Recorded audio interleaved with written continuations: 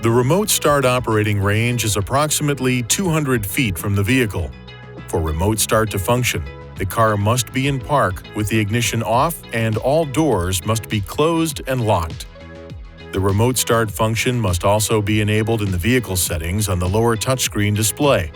To verify that the setting is enabled, press the menu button on the control panel. Touch Settings.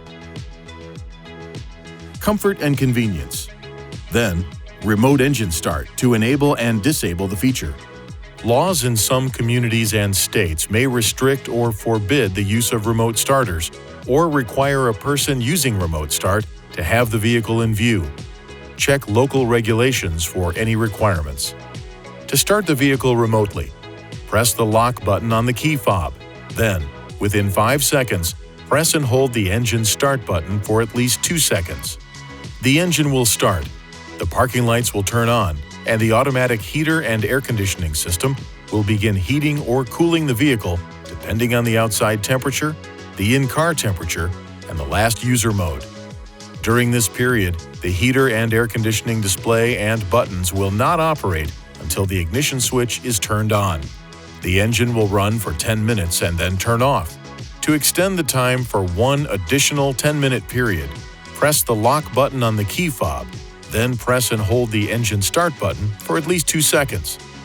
Run time will be calculated as follows. The first 10-minute run time will start when the remote start function is performed. The 10-minute extension will start immediately after the remote start function is performed a second time.